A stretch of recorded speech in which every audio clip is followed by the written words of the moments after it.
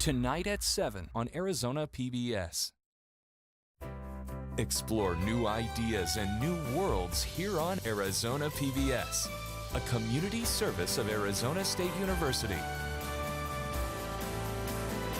Oh, this is a good one. Is it my birthday?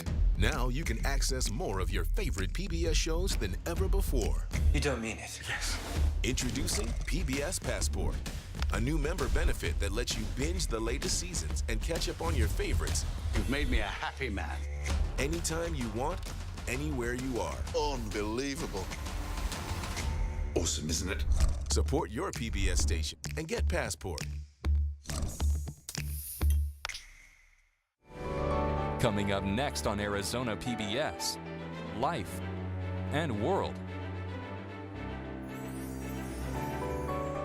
Hi, Michael Crow here, President of ASU. Everyone should know that lifelong learning is going to be an essential ingredient to you and your family's success. I'm really proud that Arizona PBS and Arizona State University are working together in every possible way to make certain that you, through the PBS network here and our station here, can have access to all that you need to move your family forward in terms of gaining access to learning over your entire lifetime. No matter what your age, no matter where you are, no matter where you're sitting, no matter what you're doing, we are here for you, and we're really excited about that.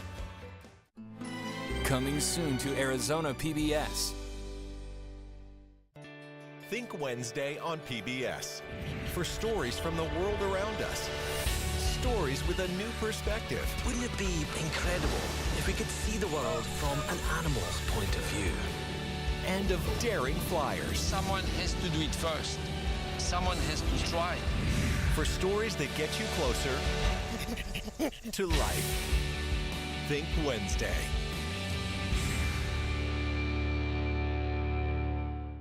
Support for Arizona PBS comes from viewers like you and from Hospice of the Valley, medical, social, and spiritual care for patients nearing end of life, and support for their families. A not-for-profit community hospice, HOV.org.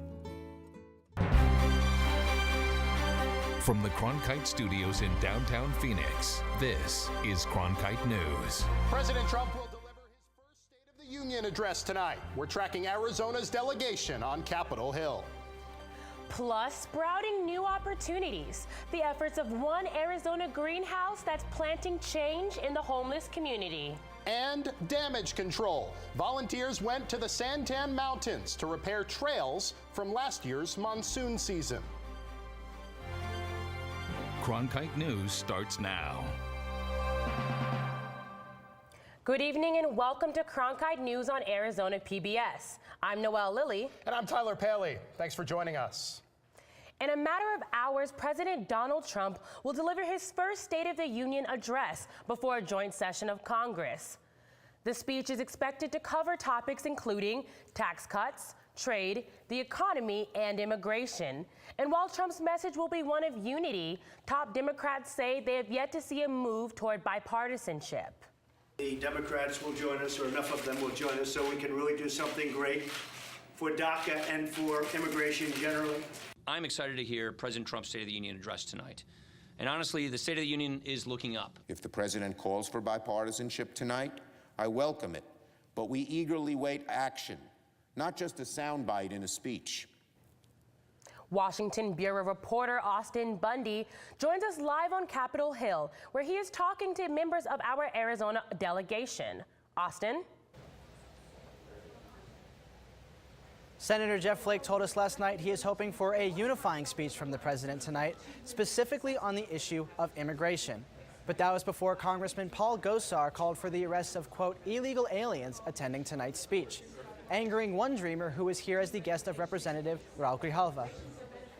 These hallowed grounds have a protocol. Everybody has to show proof of ID, whether you're coming and going, if you're a military person, if you're a member of Congress. And so to flout that we actually have illegals in attendance is paramount to the violation of the rule of law. Jeff Sessions said it very well. We should have compassion, but we also need to follow the rule of law. We're not illegal aliens, we're undocumented immigrants, youth undocumented immigrants, and most of us are protected under DACA. Even though it did bring a little bit of fear, I've been living with fear with my whole life, and I'm fighting from it. I'm going to continue to fight, so it's just a comment. Bringing guests to the State of the Union address doesn't normally cause controversy. Congresswoman Martha McSally is bringing Cochise County Sheriff Mark Daniels, and Congressman Tom O'Halloran is bringing his wife. Cronkite News will be here throughout the night talking to lawmakers and their guests. Live from Capitol Hill, Austin Bundy, Cronkite News. Promise Arizona will gather with immigrant families and DACA recipients at its headquarters tonight in Phoenix to watch the State of the Union address. In a posting for the Community Watch event, the organization described Trump's first year in office as, quote, a year of anti-immigrant policies inspired by a hateful white nationalist agenda that has seen the announcements ending DACA and TPS for potentially millions of immigrants, an unconstitutional travel ban on mostly Muslim countries, and a continued demand for billions of dollars for a wasteful and ineffective border wall, end quote. Promise Arizona members plan to hold a vigil after the speech and a week-long fast leading up to the expected action in Congress on the DREAM Act. The Arizona Republican Party will also be watching tonight's address closely. They'll be holding a watch party at their headquarters in Phoenix. They're hoping to hear more about President Trump's infrastructure and border security plan and how it could help Arizona. I think we've seen in the last year that this country has really grown under the leadership of President Trump. And, I think tax reform is a perfect example of that. So hearing what else he has in store is just exciting. Our Cronkite News teams here in Arizona and Washington will continue to cover the State of the Union throughout the evening. You can track our coverage on our social channels and on cronkitenews.azpbs.org. And tune in for a special live 10 p.m. edition of Arizona Horizon. Ted Simons will have a live analysis of the speech, reaction from Arizona lawmakers, and a discussion on how the president's proposals may impact our state. Governor Doug Ducey announced today Buckeye will be home to a new manufacturing plant. Abdel Jimenez shares the details on this company. Nikola Motor Company announced Buckeye will house its corporate headquarters and manufacturing facility. The 500-acre development site will manufacture Nikola's hydrogen electric semi-trucks. The company says more than 2,000 jobs will be added to the West Valley. That will bring more than $1 billion in capital investment by 2024. And we needed a workforce that could be hired quickly. To hire 2,000 jobs is a very difficult thing. And not just 2,000 any jobs, these are 2,000 jobs that need to be trained. Milton says Governor Doug Ducey's entrepreneurial spirit was another reason for the move to Arizona. The company plans to reduce its emissions to zero, starting from the construction of the site to the manufacturing of the trucks. The mayor of Buckeye, Jackie Megg, says his town is attractive to developers. I always say that we have a lot of dirt. People can come out there. We're 600 square miles. Construction for Nikola in the West Valley is expected to be completed by 2019. In Phoenix, Abdel Jimenez, Cronkite News. Right now from the state capitol, House Speaker J.D. Mesnard released the results into the sexual harassment allegations against Representative Don Shooter. The investigation found there is credible evidence that Shooter violated the policy against sexual harassment. As a result, Mesnard is removing Shooter from all committee assignments. There will be a resolution to censure him, and Mesnard plans to change House rules to require a formal anti-harassment policy. An investigation into the conduct of Representative Michelle Ugenti-Rita found no credible evidence in the accusations against her. With 2018 being an important year for elections here in Arizona, one group is working to make sure political groups are more transparent, especially with their advertisements. Reporter Sydney Eisenberg shows us how a former attorney general is working to keep dirty money out of the political game he was involved in for 7 years. Former Arizona Attorney General and Mayor of Phoenix, Terry Goddard, wants companies to show Arizonans the money. Dark money, that is. His new campaign, Outlaw Dirty Money, is currently holding a petition drive in order to collect enough signatures to amend the Arizona Constitution. The change would allow Arizonans to know who is donating to political advertisements for candidates and propositions. This state is the playground for the people who want to control our politics but not to have their names on the ballot and not to have their names in even the disclosure. He is not the only one fighting this issue. Democratic Representative Ken Clark introduced Arizona House Bills 2049 and 2050 earlier this month, which aim to make companies here in Arizona and out of state more transparent with their political donations. If Arizona, having had more dirty money than any place else, stands up against it and says no more, that's going to resonate across the entire country, other states, and Congress, hopefully. Goddard believes that the topic will unfortunately not be brought up during President Trump's State of the Union. I would say the chances are zero that the president will address this in the State of the Union, just like Governor Ducey won't address it, because he is a beneficiary of dirty money. The Outlaw Dirty Money campaign needs over 225,000 signatures by this summer. If enough signatures are determined to be valid, voters could see the amendment on the ballot this November. In Phoenix, Sydney Eisenberg, Cronkite News. According to the Morrison Institute for Public Policy at Arizona State University, during the 2012 election cycle, $336 million were spent on presidential and congressional campaigns by dark money nonprofits. A project in Bisbee is helping the homeless population start over. Coming up on Cronkite News, the founder of the project hopes for more government support. Plus, monsoon storms are less frequent but are becoming more intense. How damaged trails are affecting more than just hikers. I'm Judy Woodruff, anchor and managing editor of the PBS NewsHour. The journalists of tomorrow face a fast-changing media landscape, but quality news remains vitally important to our communities, our country, and our world. At ASU's Walter Cronkite School of Journalism and Mass Communication, students learn solid, reliable reporting, holding the powerful accountable, and rebuilding the public's trust. The Cronkite School and Arizona PBS, preparing the next generation for a stronger future of journalism.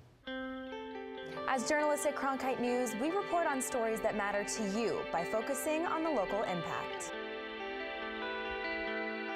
We dig deeper and work tirelessly to keep you informed. Live in Wickerburg. Live in Los Angeles. In Cleveland. In Washington. In Louisville. From Jerusalem. Live in Philadelphia. From around the world to right here in Phoenix. At Cronkite News, we report the facts and stick to the truth. Suicide prevention advocates gathered at the Capitol today.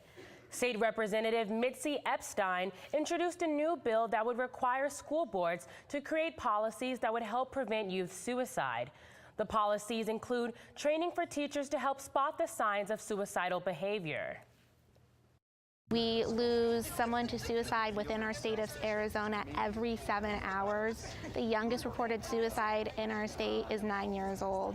So when you look at the statistics and the data, there needs to be more awareness, education, prevention, treatment, and postvention put into our place so these numbers can start decreasing. Additional prevention efforts include designating a state coordinator of suicide prevention to oversee and implement all policies related to saving lives in Arizona. For help in crisis situations, you can call Teen Lifeline at 602-248-TEEN or the Impact Suicide Prevention Center at 480-784-1500. For the homeless, getting back into the workforce can be a challenge. That's why one southern Arizona community is planting hope. Reporter Adriana De Alba traveled to Cochise County, Arizona, to find out how a greenhouse is changing lives through gardening. On the southern rim of Arizona, nestled in the mountains of rural Bisbee, you'll find the Tin Town Resource Center. Beyond a homeless shelter, it's a place to work and find one's purpose. Ian Dorfey brought the idea of this greenhouse to life. The project hits close to home. At one point, he too was homeless. There are not a lot of opportunities for people that are poor and homeless here.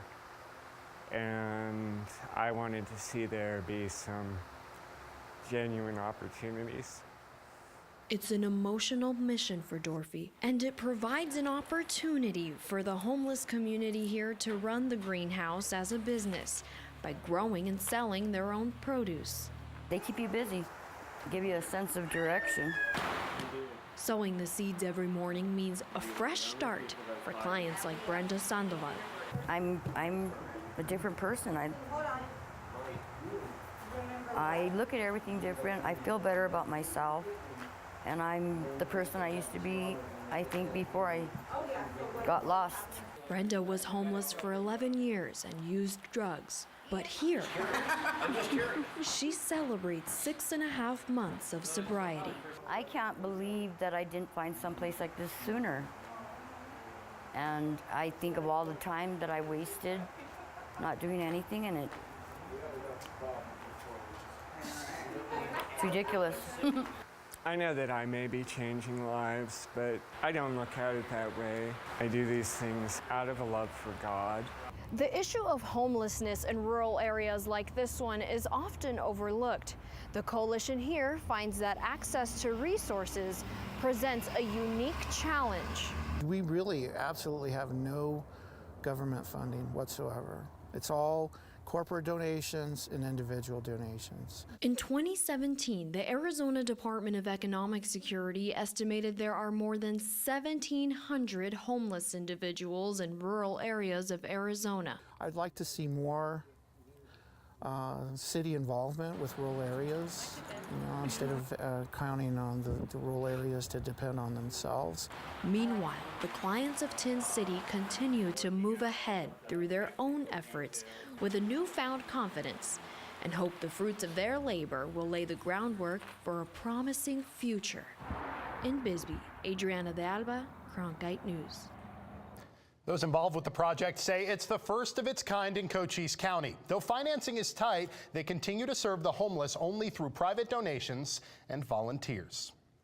The Colorado River Basin is home to lots of wildlife. But a broken pipeline caused lots of problems for a nearby fish hatchery. Coming up on Cronkite News, we'll take you to Mojave County to see why successful trout breeding means so much for the community. Set your alarms and look up to the sky for a rare lunar trifecta. We'll explain what makes the super blue blood moon so special.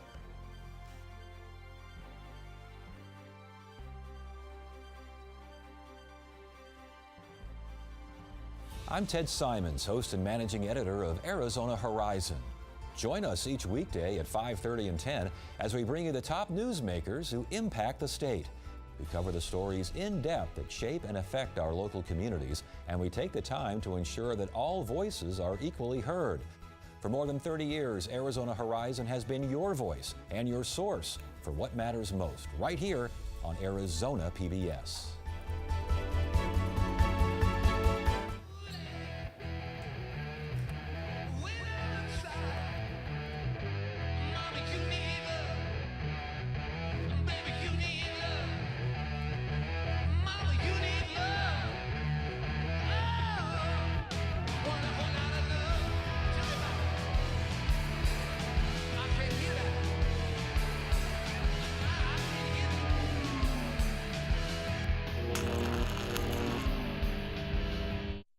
Five years ago, one of the water pipes at Willow Beach National Fish Hatchery broke, forcing the hatchery to stop stocking rainbow trout in the Colorado River.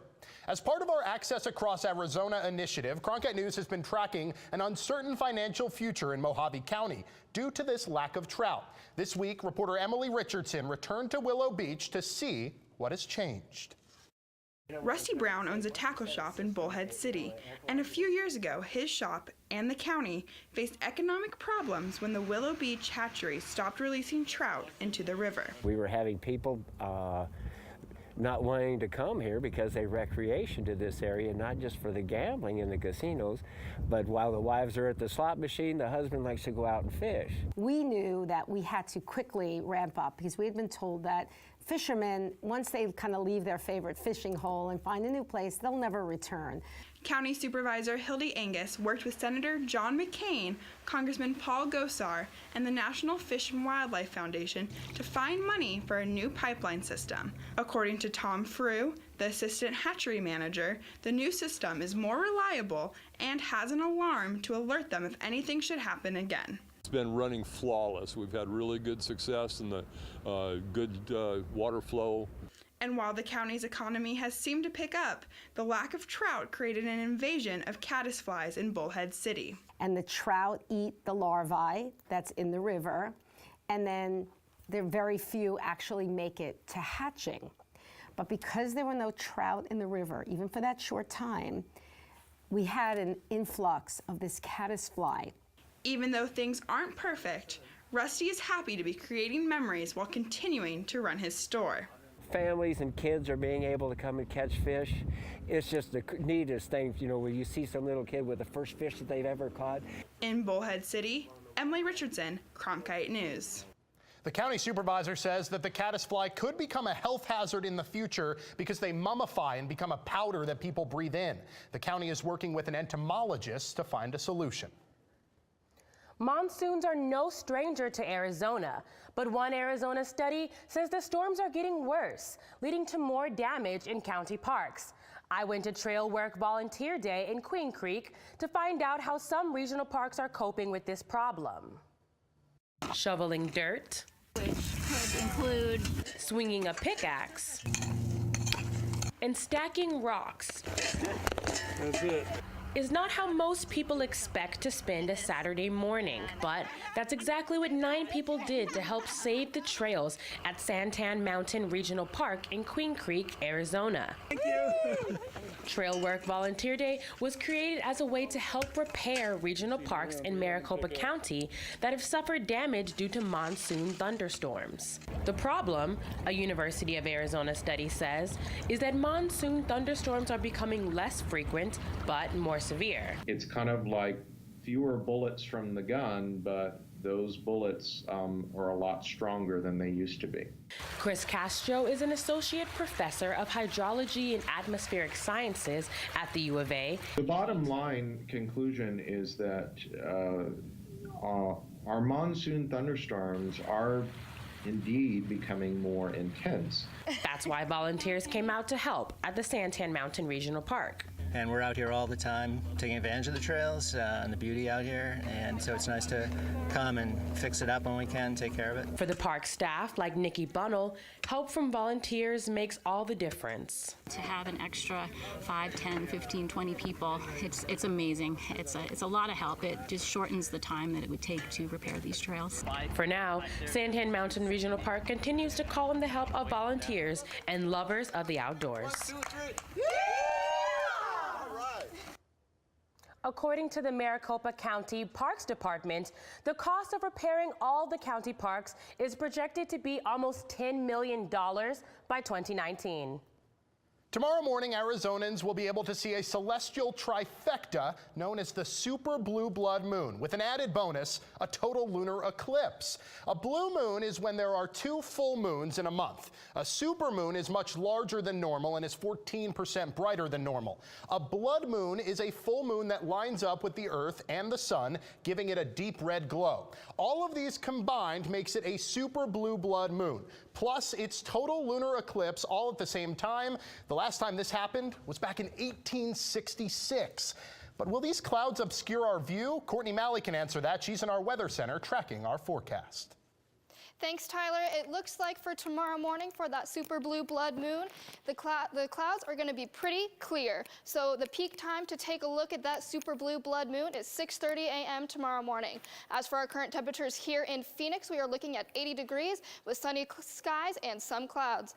Now let's take a look at some of the temperatures across the state. Up in the Grand Canyon, we are looking at 60 degrees, 54 degrees in Flagstaff, 67 in Prescott, and down south it's 79 degrees in Tucson and 81 in Yuma. Now for our highs and lows for the day. 83 degrees is our record-breaking high. The last time we reached temperatures close to this was in 1935 with 82 degrees. And going into our forecast for the next 3 days. As for tomorrow morning, be sure to grab a light jacket to take a peek at that super blue blood moon because 51 degrees is going to be your low temperature. We're looking at lower 80s for the next few days. And if you're taking a look or watching those golfers tee off in Scottsdale or watching the big game on Sunday, be sure to have your sunglasses and a bottle of water ready because we're going to be in the lower 80s. For Cronkite Weather, I'm Courtney Malley. Thanks, Courtney. And speaking of hot spots, you may want to avoid Tempe for the next month. That is, if you aren't a Hamilton fan. It's opening night for at Gammage for the Broadway show sensation. Gammage and the city of Tempe have been alerting ticket holders and residents about expected crowds, parking issues, and security concerns. The Hamilton National Tour led to the sellout for the Gammage season tickets in just 2 hours. And thousands of people are entering a daily lottery to win $10 tickets to the show. The Arizona Department of Transportation is even using Hamilton lyrics on its overhead signs to get those theater goers to drive safely. Well, it's flu season for humans, but our furry friends are getting sick too. Coming up on Cronkite News, 30 dogs are sick and one even died. How strep zoo is infecting valley shelters.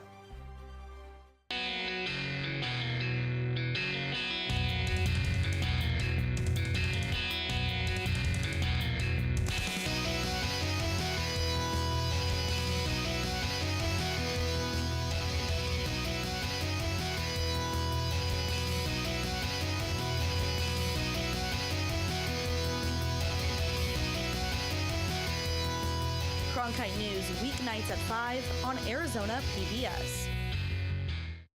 Fridays, it's at Cronkite News, your social sharing connection where you choose the news. Facebook likes and shares, tweets, retweets, and favorites.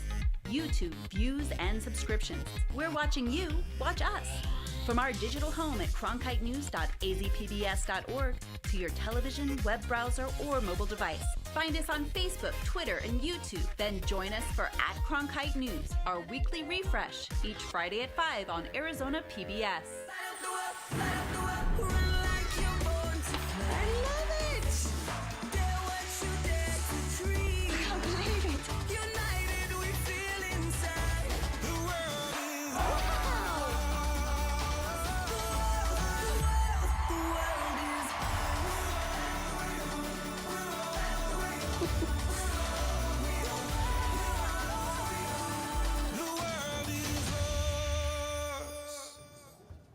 It's been a bad year for the flu, not just in humans, but in dogs as well. Cronkite News reporter Jamie Fossenkemper explains what Animal Care and Control is doing to keep a flu-like illness called strep zoo from spreading through its shelter.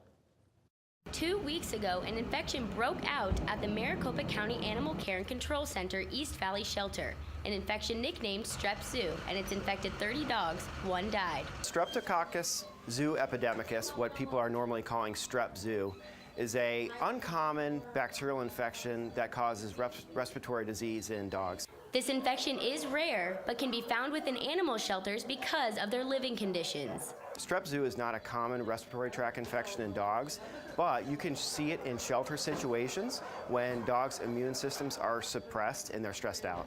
Animal Care and Control Center has had the most cases, and they are taking steps to keep it from spreading. So what we're trying to do is we're keeping a close eye on the animals that are still healthy. Taking preventative measures, Animal Care and Control Center will now be vaccinating as well as medicating all of their animals at their East shelter against the strain. Although this disease can be fatal, it is also treatable. If they can get into a quiet, stable environment with antibiotics, this could be gone in about 10 days. To help those animals find homes, the shelter is reducing adoption costs, and in some cases, the fees will be waived.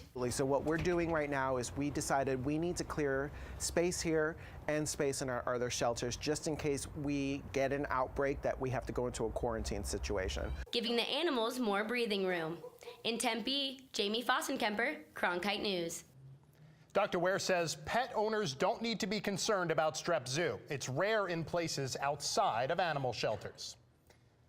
That's it for Cronkite News tonight. Thanks for joining us. For top Arizona stories anytime, go to cronkitenews.azpbs.org.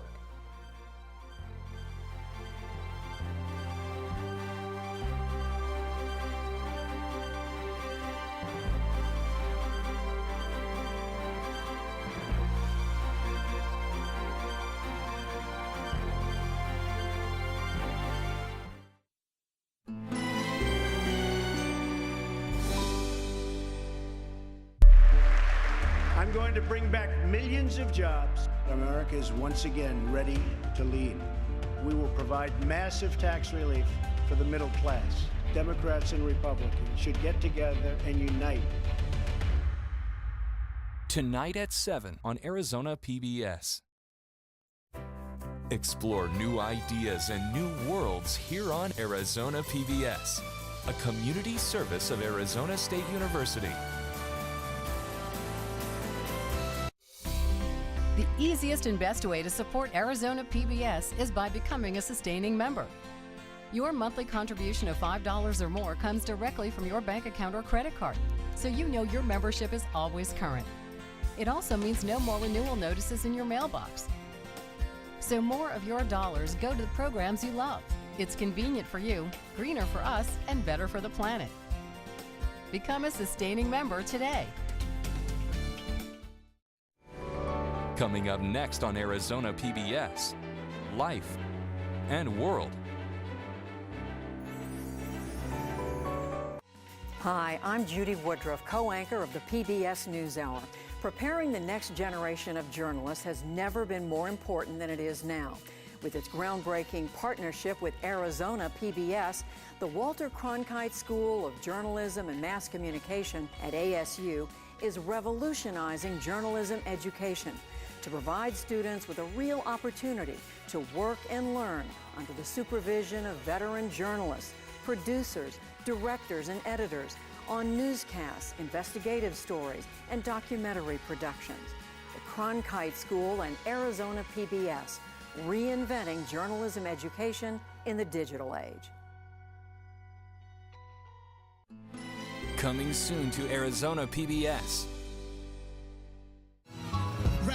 It's classical hip-hop when rap great Nas performs his acclaimed album Illmatic with the National Symphony Orchestra. Just don't ever let no one tell you you can't be this because of that. They call me Nas, not your legal type of... I hope the audience look at me like, yo, look at this kid from the hood on the stage where he belongs. Live from the Kennedy Center, don't miss Nas on Great Performances.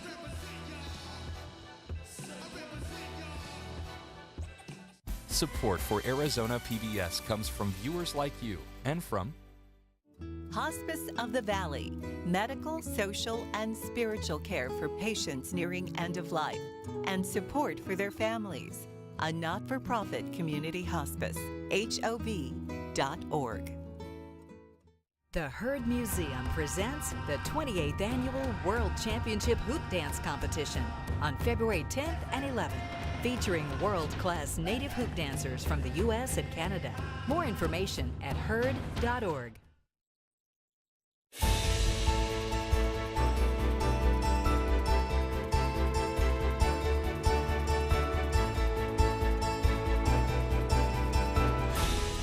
Coming up next on Arizona Horizon, ASU President Michael Crow responds to the Attorney General's lawsuit over tuition costs at state universities.